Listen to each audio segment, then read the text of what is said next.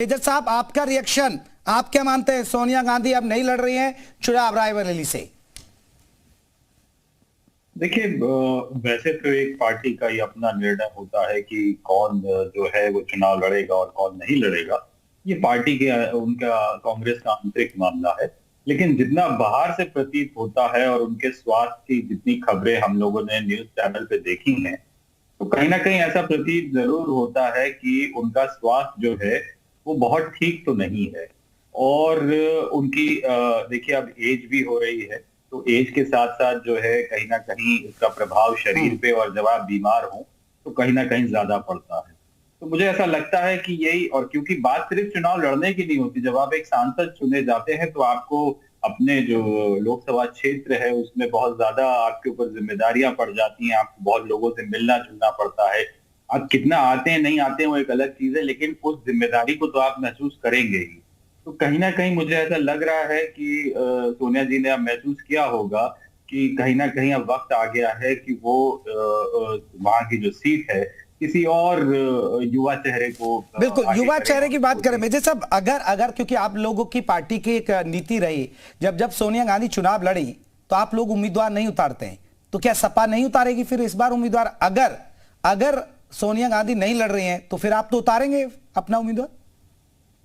नहीं, बिल्कुल नहीं। अभी तक देखिए, कभी भी नहीं उतारा है। और क्योंकि हमारा कांग्रेस के साथ जो है गठबंधन है, तो वो चाहे जिसको भी वहां वो सीट जो है, हमने जो दी हुई सीटें हैं उसमें रायबरेली भी है, तो जिसको भी नहीं, कांग्रेस गठबंधन नहीं हुआ तो सर विजय साहब, गठबंधन नहीं हुआ तो? गठबंधन तो है ना। नहीं हुआ तो जब नहीं होगा तब की बात करेंगे, अभी तो है ना। तो जब है तो बिल्कुल हम कोई उम्मीदवार समाजवादी पार्टी वहां नहीं उतारे। ठीक है हिलाल साहब, एक बहुत महत्वपूर्ण सवाल है, और देखिए ये बात सही भी कही, अगर आलूका अवस्थी जी कह रहे हैं, और इसमें गलत क्या कह रहे हैं? जब तक आप जीतते रहे तब आप अमेठी, जब जीते भी तब भी आपने अमेठी की अनदेखी की, और इसी वजह से राहुल गांधी अमेठी हार गए, और फिर अब हार भी गए तो दोबारा मुड़कर भी नहीं देखा। और वही हाल उन्होंने बताया कि सोनिया गांधी का, वो भी सक्रिय नहीं रही।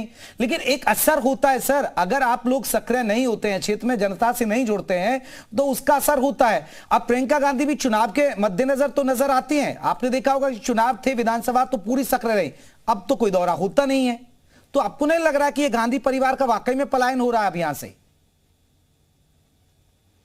जेपी जी, ये थोड़ा सा जल्दबाजी में ये अगर कोई इस तरह का निष्कर्ष निकालता है तो जल्दबाजी का निष्कर्ष है, बिना तथ्यों को जाने हुए, बिना चीजों को समझे हुए।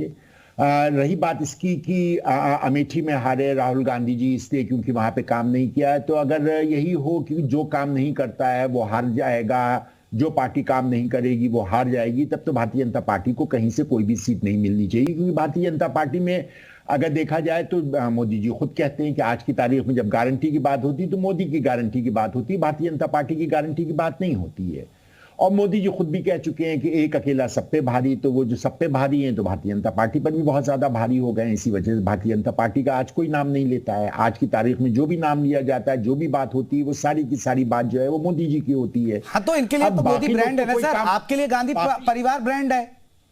बाकी लोग कांग्रेस भी तो उन्हीं के भरोसे ना, आप बताइए, ये मोदी के भरोसे हैं, तो आपके लिए गांधी परिवार ब्रांड है। जी, हमारे लिए बहुत बड़ा ब्रांड है गांधी परिवार जी का, गांधी परिवार का। और वो जिस तरह से वो पब्लिक के बीच में है, जैसा कि अभी विजय भाई ने भी बताया, जैसा कि रायबरेली की जनता जो है वो निकल करके कह रही है कि आप सिर्फ अपना नामांकन करा दे, बाकी इलेक्शन जो है वो आप जीत जाएंगे।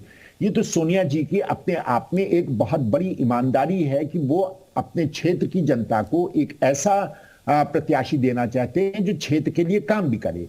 तो इसकी जो है वो आपको इसका स्वागत करना चाहिए, बल्कि आपको ये कहना चाहिए कि यही होना चाहिए कि अगर आप जो है वो अपने क्षेत्र के लिए काम नहीं कर पा रहे हैं तो आप जो है वो क्षेत्र पे जाकर के मत इलेक्शन लड़िए। ये काम मत कीजिए कि आपका जो है वो आज इस लोकसभा से लड़े, वहां पे आपने काम नहीं किया तो आपका बदल करके दूसरा लोकसभा दे दिया गया, पड़ोस का तीसरा लोकसभा दे दिया गया।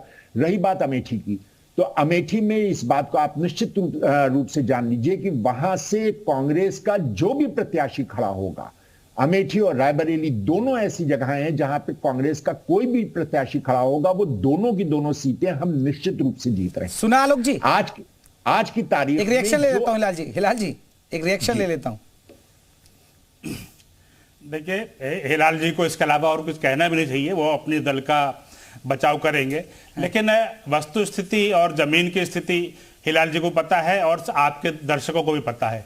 कांग्रेस का नेतृत्व उत्तर प्रदेश के अंदर समाप्त हो चुका है और जो बची कुची एक सीट उनको रायबरेली में सोनिया गांधी जी के चलते मिलती थी, अब मुझे लगता है कि वो सीट भी उनकी जाएगी।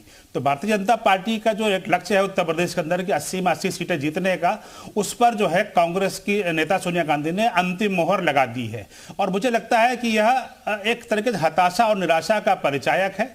राजनीतिक दल ठीक है, कभी हारते हैं कभी जीतते हैं, लेकिन कॉन्स्टिट्यूंसी छोड़कर नहीं भागते हैं। जैसे कि हिलाल जी ने कहा कि श्रद्धेय पूर्व प्रधानमंत्री वाजपेयी जी भी चुनाव हारे हैं, लेकिन भागे नहीं है, लड़ते रहे हैं। तो आप अगर वहां पर एक बार आप वॉकओवर दे देंगे, अपनी उपस्थिति दर्ज नहीं करेंगे, तो इसका मतलब यह है कि आपने हार मान ली है। अटल बिहारी वाजपेयी जी ने इलेक्शन नहीं लड़ा है।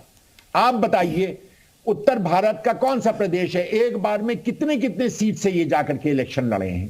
इसलिए ये बात आप मत बताइए। हिलाल जी, मैं आपसे इतना ही मैं खाली इतना आग्रह कर लेता हूं आपसे, कितनी जिला पंचायत के अध्यक्ष आपके जीते हैं, कितने मेयर आपके जीते हैं, कितने विधायक हैं आपके उत्तर प्रदेश विधानसभा के अंदर?